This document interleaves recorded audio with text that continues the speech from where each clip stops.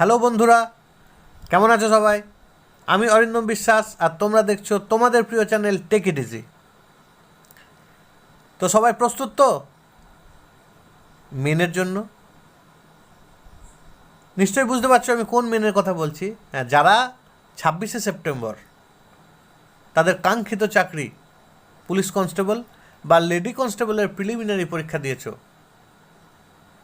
এবং চাকরিটা পাওয়ার স্বপ্ন দেখছো।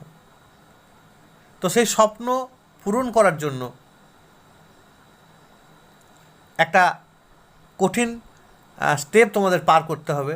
যেমন মাঠটা একটা কঠিন স্টেপ, সেরকম আর একটা কঠিন স্টেপ হচ্ছে মেন। কারণ কম্পিটিশান দিন দিন কোন লেভেলে যাচ্ছে বুঝতেই পারছো। হাতে সময় মোটামুটি 5 থেকে 6 মাস। এই 5 থেকে 6 মাস কিন্তু বন্ধু আদা জল খেয়ে লেগে পড়তে হবে। অনেকেই বলবে সামনে পুজোটা পার করে পড়বো। ভাই, এইরকম পুজো জীবনে কিন্তু অনেক আসবে, অনেক এনজয়মেন্ট তোমার জীবনে বাকি আছে। মনে করো না, একটা বছরে পুজো হয়নি, একটা পুজো, আর এই 5 দিনের আনন্দ যদি তুমি ছেড়ে দিয়ে তোমার স্বপ্নটাকে পূরণ করতে পারো, তাহলে তোমার আপত্তিটা কোথায়? আর তোমার এই স্বপ্ন পূরণের সব থেকে কঠিন বাধা কী হবে জানো?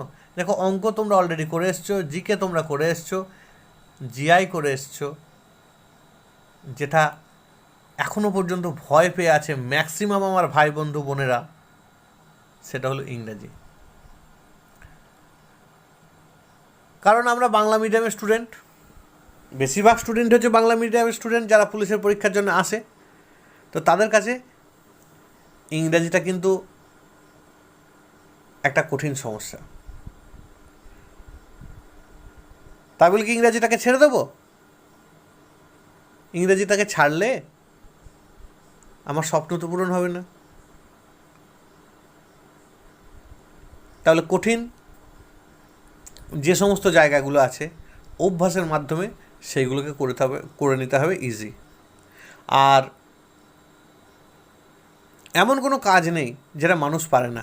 দেখো, এভারেস্টের মাথায় মানুষ পৌঁছে গেছে, আন্টার্কটিকায় মানুষ পৌঁছে গেছে, এমনকি চাঁদে মানুষ পৌঁছে গেছে। সব জায়গায় মানুষ সব জায়গায় পৌঁছে যাচ্ছে, মানুষই তো সব করছে। তাহলে সামান্য একটা ল্যাঙ্গুয়েজকে তুমি শিখতে পারবে না? তাও সেই জায়গায় তোমাকে কি হতে হবে না, তোমাকে কিন্তু কোনো পণ্ডিত হতে হবে না, তোমাকে শেক্সপিয়ার হতে হবে না। লিমিটেড কিছু পোর্শন আছে, সেই জায়গাটাকে তোমাকে শিখতে হবে। যারা বলে ইংরাজি খুব কঠিন সাবজেক্ট, আমি কিন্তু তাদের সঙ্গে একমত নই। কারণ বাংলা যেমন একটা ল্যাঙ্গুয়েজ, একটা ভাষা, ইংরাজিও ওই রকম একটি ভাষা। ভাষা আবার কঠিন কি? যেটা আমার কাছে অজানা সেটা কঠিন। ওরকম ইংরেজি কঠিন বা হিন্দি কঠিন এরকম কিছু হয় না। যেহেতু ওটা ইংরাজি ভাষাটাকে আমরা ব্যবহার করতে হ্যাবিচুয়েটেড নই, সেই জন্য আমাদের কাছে একটু কঠিন লাগছে। যেমন তোমরা মাঠটাকে নিয়ে ভাবছো, যারা মাঠে দৌড়ানোর অভ্যাস করো না তাদের কাছে কিন্তু একটা কঠিন জিনিস। কিন্তু তোমাকে তো স্বপ্ন পূরণ করতে হবে, তাই দৌড়ে দৌড়ে প্র্যাকটিস করে করে সেটাকে তোমায় আয়ত্ত করতে হবে। ঠিক সেম জিনিস, কারোর কাছে মাঠে দৌড়ানোটা কঠিন, কারোর কাছে ইংরেজি পড়াটা কঠিন। তো যাই হোক, ইংরেজিটা কিন্তু আমরা কী করবো, একটা স্ট্র্যাটেজি তৈরি করব, যার মাধ্যমে আমরা পড়াশোনা করব। প্রথমে খুঁজে দেখতে হবে কোন কোন জায়গা থেকে বেশি কোয়েশ্চেন আসে আর কোন কোন জায়গা থেকে ইজিয়েস্ট কোয়েশ্চেন আসে, যে জায়গাগুলো সহজে আমরা আমাদের গ্রিপে আনতে পারবো। তো সেরকমই একটা জায়গা হলো বন্ধু প্রিপোজিশন। এই প্রিপোজিশন কিছুটা শেখার, কিছুটা মুখস্থ করার। কেন বললাম? কারণ কিছুটা আছে তোমার memory based preposition. Memory based preposition বলতে কী বুঝবো? মেমোরি বেসড বলতে আমরা বুঝবো অ্যাপ্রোপ্রিয়েট প্রিপোজিশন। আর কিছু আছে যেগুলো আমরা অভ্যাসের মাধ্যমে, প্র্যাকটিসের মাধ্যমে করতে হবে। সেটা কি? সেটা আমার সিচুয়েশনাল। অ্যাপ্রোপ্রিয়েট প্রিপোজিশন নয় সেটা, কিন্তু মানে বুঝে বুঝে করতে হয়, জানতে হবে, শিখতে হবে। তো দেখা যাক আজকে যে প্রিপোজিশনগুলো নিয়ে আমি আলোচনা করব, কতগুলো তোমরা অলরেডি জানো আর কতগুলো নতুন শিখলে। নতুন যারা ভিউয়ার আছো, যারা আজকে আমার প্রথম দেখছো, যদি ইচ্ছা হয়, যদি মনে হয় যে এই স্যার কেমন পড়ায়, তাহলে একটু পিছনের ভিডিওগুলো দেখে নিও, নিশ্চয়ই আমার সম্পর্কে আইডিয়া হয়ে যাবে। আর যদি ভালো লাগে তাহলে একটা সাবস্ক্রাইব করে রেখো। সাবস্ক্রাইব করে রাখলে তুমিও আমার এই রেগুলার ক্লাসগুলো দেখতে পারবে। আমি জানি তোমার অন্য একটা টিচার আছে যেখানে তুমি শেখো, যেখানে তুমি অর্থের বিনিময়ে শেখো। আমি তোমাদেরকে এমনি শেখাতে চাইছি।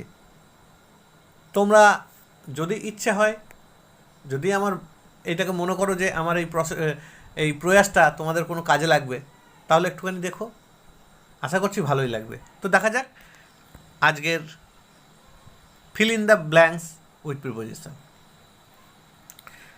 আজ 2 অক্টোবর। 2 অক্টোবর মানে নিশ্চয় তোমরা জানো মহাত্মা গান্ধীর জন্মদিন। তো সেই মহাত্মা গান্ধী, যিনি আমাদের জাতির জনক, তাকে শ্রদ্ধা জানিয়ে তার নামটাকে ব্যবহার করে আমরা ফার্স্ট কোয়েশ্চেনটা রেখেছি।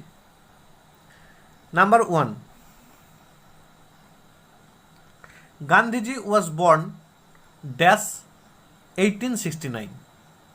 গান্ধীজি 1869 সালে জন্মেছেন। তাহলে এখানে প্রিপোজিশনটা আমরা কি বসাবো একটুখানি ভাবো। দেখো, যদি কোনো সাল থাকে, কোনো সাল, যে অত সালে, কোনো একটা সালে মানে কোনো বছরে, তাহলে কিন্তু সে সালের আগে তোমাকে ইন বসাতে হবে। কোনো সাল বা বছর যদি থাকে তার আগে বসবে ইন। তাহলে উত্তরটা কী এসে গেল? Gandhiji was born in 1869। এবারে একটু ছোট করে বলে দিই, যদি ডে মানে একদিন, ওয়ান ডে একদিন বা তার বেশি হয়, তাহলেই কিন্তু তার আগে ইন বসে। একদিন বা তার বেশি হলে তার আগে ইন বসে। একদিন বা তার বেশি বোঝা গেল না?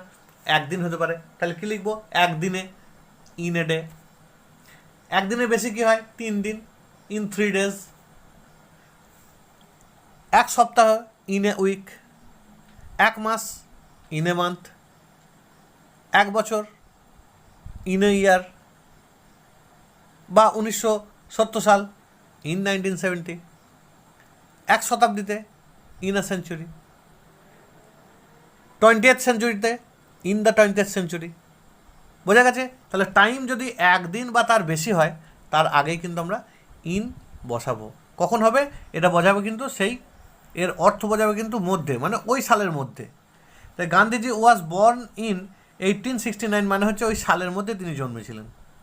ওকে, চলো next 2 number. She has great affection dash me. She has great affection dash me. অ্যাফেকশনের পর বন্ধু অ্যাপ্রোপ্রিয়েট প্রিপোজিশন, একদম ফর বসবে। অ্যাপ্রোপ্রিয়েট প্রিপোজিশন অ্যাফেকশনের পরে কি বসবে? For. She has great affection for me.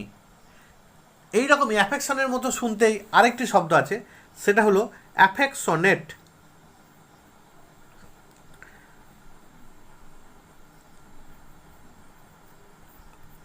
Affectionate. তো অ্যাফেকশনেট কিন্তু থাকলে বন্ধু অ্যাফেকশনেটের পরে টু বসে। দুটো বলে দিলাম এখানে। যদি অ্যাফেকশন থাকে, অ্যাফেকশন পরে হচ্ছে ফর, আর যদি অ্যাফেকশনেট থাকে, অ্যাফেকশনেটের পরে হবে কিন্তু টু। দুটোই কাছাকাছি শব্দ, অ্যাফেকশন আর affectionate. Number 3, he has confidence dash is success.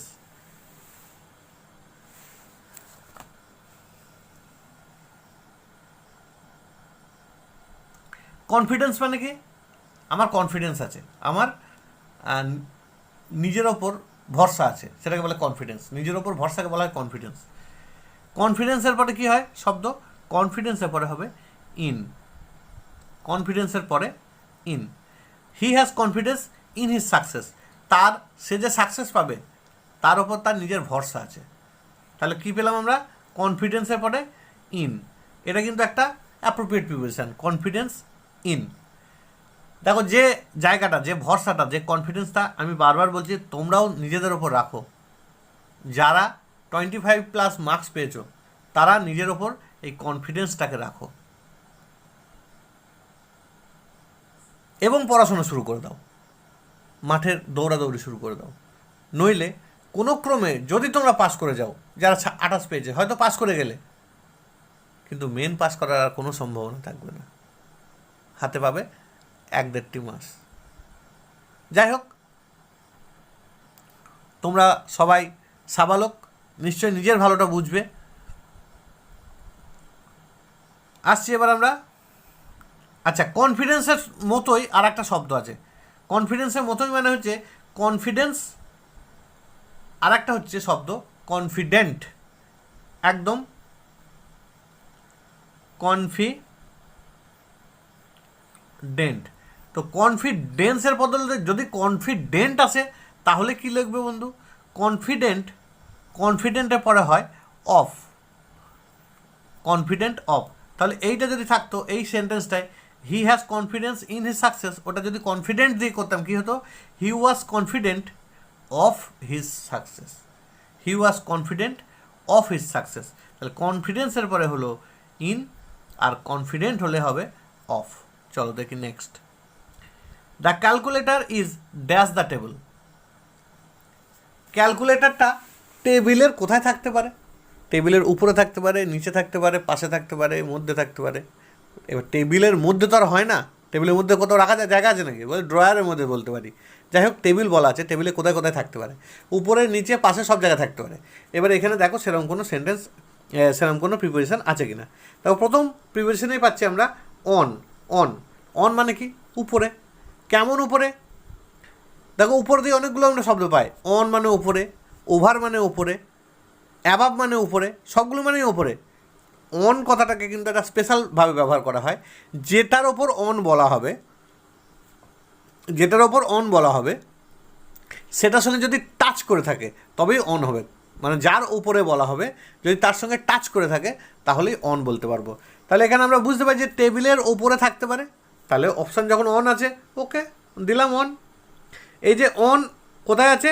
Table, তার মানে বুঝতে হবে যে ক্যালকুলেটরটা টেবিলে টাচ করে আছে, বোঝা গেল? কিন্তু যদি ফ্যান বলতাম, ফ্যান যদি বলতাম আমার মাথার ওপর ফ্যান আছে, তাই মাথায় কি আমার ফ্যান টাচ করে আছে?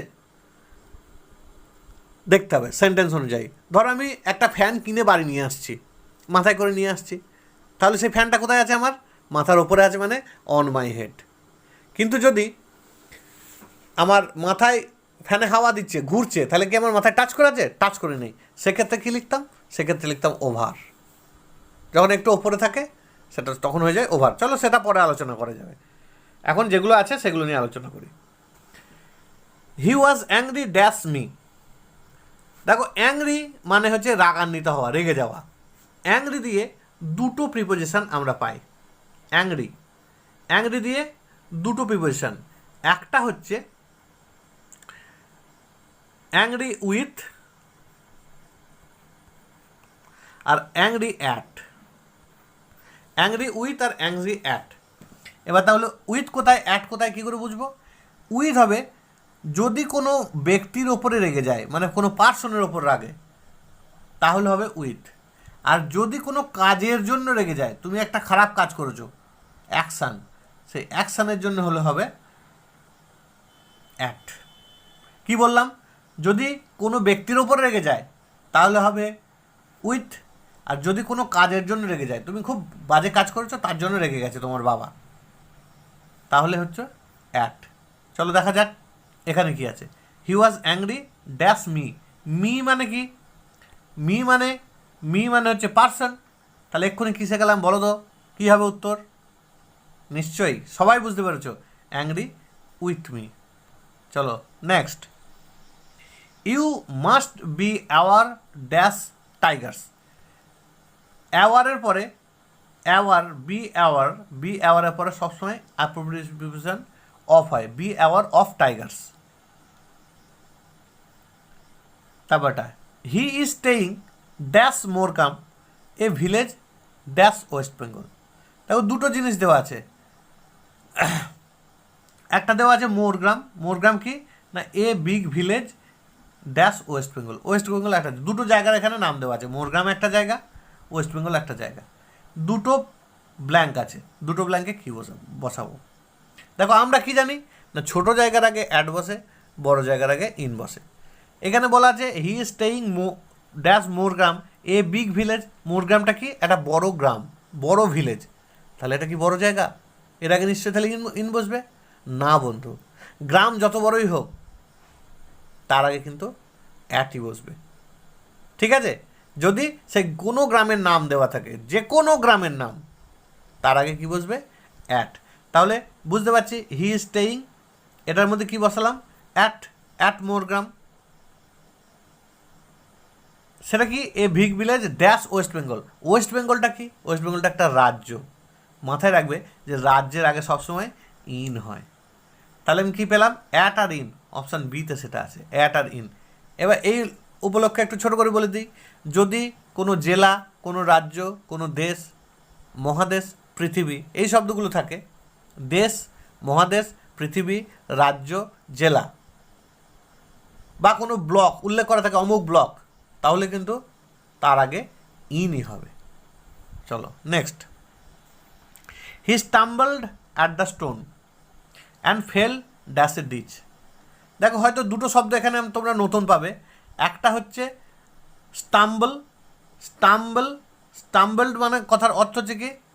স্টাম্বল মানে হচ্ছে হোঁচট খাওয়া। He stumbled at the stone, পাথরে হোঁচট খেলো, and fell dash a ditch. Ditch মানে কি? ডিচ মানে খানাখন্দ, ছোট গর্ত, তাকে বলা হয় ডিচ। তাহলে ডিচের মধ্যে পড়ে গেল, বুঝতে পারছি। ডিচের মধ্যে যদি পড়ে যাওয়া বোঝায়, ডিচ মানে একটা গর্ত, তার মধ্যে পড়ে গেল, কি হবে উত্তর? প্রাথমিকভাবে যদি বাংলাটাকে ভাবি, ডিচের মধ্যে পড়ে গেল, ডিচের মধ্যে মানে তাহলে ইন হওয়ার কথা, ইন হবে, কিন্তু না বন্ধু, ইন দিলে হয়ে যাবে ভুল। কেন? এইখানে তোমাকে একটা কনসেপ্ট শেখাবো, সেটা হলো ইন আর ইনটু, এই কনসেপ্টটা একটু ক্লিয়ার করে নাও। ইন মানে যদি কোনো গর্তের মধ্যে অলরেডি আছে, বা কোনো গর্ত বলবো না, কোনো একটা জায়গায় অলরেডি আছে, ঘরের মধ্যে হতে পারে, অলরেডি আছে। আর ইনটু মানে যদি বাইরে থেকে আসে, যদি বাইরে থেকে প্রবেশ করে সেই জায়গাটার মধ্যে, তাহলে হবে ইনটু। যেমন ধরি আমি ঘরের মধ্যে বসে আছি এখন, তাহলে কি লিখবো? I am in the room. ধরো আমি ঘরে ঢুকলাম, কি হবে? I came into the room. আমি ঘরের মধ্যে এলাম, বুঝতে পেরেছো? ওটার ক্ষেত্রে কী হলো? ইনটু। কেন? আমি তো ঘরের মধ্যে এলাম মানে বাইরে ছিলাম, বাইরে থেকে ভেতরে এলাম, বাইরে থেকে ভেতরে এলে ইনটু। তাহলে এক্ষেত্রে কী হয় বলো তো? এই যে গর্তটা, এই গর্তের মধ্যে তো সে আগে থেকে ছিল না, গর্তের মধ্যে তো আগে থেকে ছিল না, সে বাইরে থেকে এসেছে, মানে বাইরে থেকে পড়ে গেছে, কি হবে? ইনটু। যেন চোখ বন্ধ করে যে কোথাও ডিচ আছে মানে গর্ত, সেই একবার স্যার বলে দিয়েছিল ডিচের আগে ইনটু হবে, যেন চোখ বন্ধ করে করো না, একটু বুঝো যে ডিচের মধ্যে অলরেডি আছে না বাইরে থেকে পড়লো। ধরো বললাম যে একটা ব্যাঙ ডিচের মধ্যে আছে, বা খানার মধ্যে আছে, খানাখন্দের মধ্যে আছে, গর্তের মধ্যে আছে। A frog is in the ditch, ফ্রগটা ডিচের মধ্যে আছে। আর যদি বলি ব্যাঙটা ডিচের মধ্যে লাফ দিল, কী লিখবো, কী বলবো তাহলে? The frog jumped into the jeep, into the ditch. কেন? সে তো বাইরে থেকে এলো। এক্ষেত্রে ডিচ হোক, কুয়ো হোক, পন্ড হোক, এগুলোও কিন্তু থাকতে পারে বাইরে থেকে। The swimmer dash the pond, the swimmer is dash the pond. তাহলে আমি কী বলবো? The swimmer is in the pond, পুকুরের মধ্যে আছে সুইমারটা। আবার যদি এরকম বলি, the swimmer jumped dash the pond, সুইমারটা পুকুরে জাম্প করলো, তাহলে পুকুরে জাম্প করলো মানে কি? সে তো ডাঙায় ছিল, বাইরে থেকে এলো, সেক্ষেত্রে বলবো ইনটু দ্য পন্ড। চলো নেক্সট, অজয় ট্রাভেলড ড্যাশ বাস। অজয় বাসে করে ট্রাভেল করে, কি হবে? দেখো দুটো কনফিউশন এক্ষেত্রে আমাদের আছে। প্রথমেই মনে হবে যে সে তো বাসের মধ্যে করে আসে, তাহলে বাসের মধ্যে যখন হবে তাহলে বাসের মধ্যে ইন হওয়ার কথা, এটা ইন হওয়ার কথা, কিন্তু ইন যদি দিই হয়ে যাবে ভুল। আর একটা কী আছে, আমরা যখন বাই আর উইথের ব্যবহার দেখি তখন জানি আমরা যে কোনো বস্তু হলে তার সঙ্গে উইথ বসে, ব্যক্তি হলে বাই বসে, তাহলে এখান থেকে উইথ বাস হওয়ার কথা, তাহলেও বন্ধু কিন্তু হয়ে যাবে ভুল। মনে রাখো, যখন কোনো যানবাহনের দ্বারা বোঝায়, যানবাহনের মধ্যে যানবাহনের দ্বারা, এবং যানবাহনটা কেমন হবে, মুভিং, চলন্ত, কোনো চলন্ত যানবাহন যদি বোঝায় তাহলে উত্তর হবে কিন্তু বাই। তাহলে এখানে বলবো অজয় ট্রাভেলড বাই বাস। এটা বাসের বদলে ট্রেন দিতে পারে, কার দিতে পারে, সব দিতে পারে। কিন্তু আমি যদি বলি অজয় বাসের মধ্যে বসে আছে, কি বলবো, Ajay is sitting dash the bus, কী হবে উত্তর, সেক্ষেত্রে হয়ে যাবে কিন্তু ইন দ্য বাস। কারণ সেই বাসটা, আমি বাসের মধ্যে বসে আছে বলছি, বাসটা চলছে কিনা সেটা আমি বলিনি তো। কিন্তু যখন সে ট্রাভেল করছে, ট্রাভেল করা মানেই বাসটা চলছে, নইলে কী করে ট্রাভেল করবে। ক্লিয়ার হয়ে গেছে নিশ্চয়ই? ওকে, চলো next and the last one. Our country is committed dash a policy of peaceful co existence. বলছে আমাদের কান্ট্রি কিন্তু একটা পলিসি কমিট করে, কী ধরনের সেটা, পিসফুল কো এক্সিস্টেন্স, শান্তিপূর্ণ সহাবস্থানের শান্তিপূর্ণভাবে বসবাস করে। যাই হোক, সেটা আমাদের আলোচ্য বিষয় নয়, আলোচ্য বিষয় হচ্ছে যেটা প্রিপোজিশন।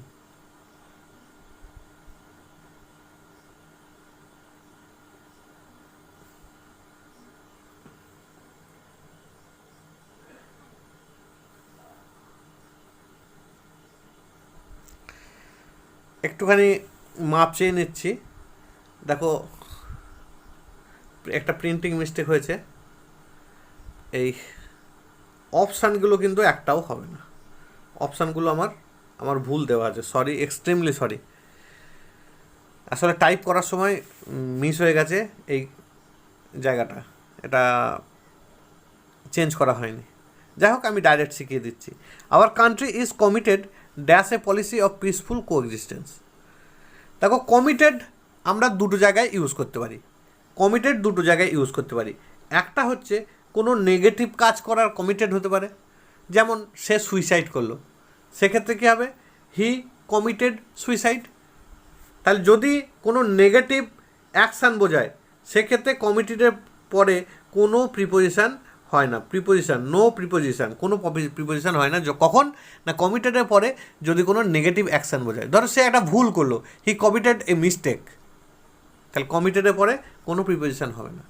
আর কমিটেড মানে আর একটা আমরা বুঝি যেটা তার ডেডিকেশান, সে এই কাজটার প্রতি কমিটেড, যেমন তোমরা চাকরিটা পাওয়ার প্রতি কমিটেড। তো সেক্ষেত্রে কী হবে, কমিটেডের পরে কিন্তু প্রিপোজিশান হয় to, committed to. Our country has committed to a policy, ওর পলিসির প্রতি কমিটেড, ঠিক আছে। বা তুমি তোমার ভালোবাসার প্রতি কমিটেড, তো কী লিখবো, you are committed to your love, তোমার ভালোবাসার প্রতি কমিটেড। দেখো না, আমরা বলতে পারি we are committed to our studies, আমাদের স্টাডিজের প্রতি আমরা কমিটেড, আমরা ডেডিকেটেড। ক্লিয়ার? অনেকের ক্ষেত্রে হয়তো একটু বুঝতে অসুবিধা হবে, তারা দু একটা শব্দ যদি বুঝতে অসুবিধা হয় ডিকশনারিতে মানে দেখে নিও। আর প্রিপোজিশনের ক্ষেত্রগুলো বলবো যে নিশ্চয়ই তোমরা বুঝতে পেরেছো। এইরকম আরও অনেক প্রিপোজিশন ইংরাজির বা অন্যান্য অঙ্কের জিআইয়ের ক্লাস নিয়ে আমরা হাজির হব। চেষ্টা করছি প্রতিদিন আসার, তবে মাঝে মাঝে তা আসবই, কিছুটা হলেও তোমাদের সাহায্য করব। শুধুমাত্র একটুখানি লাইক কমেন্ট করে জানিও, আমাদের একটু ভালো লাগবে, আমাদের একটু ইন্সপিরেশান পাবো তোমাদের জন্য কাজ করার জন্য। আর প্রতিদিনের মতোই বলবো, সবাই ভালো থেকো, ওয়েল প্রিপারেশান নাও, আর দেখতে থাকো তোমাদের প্রিয় চ্যানেল টেক ইট ইজি।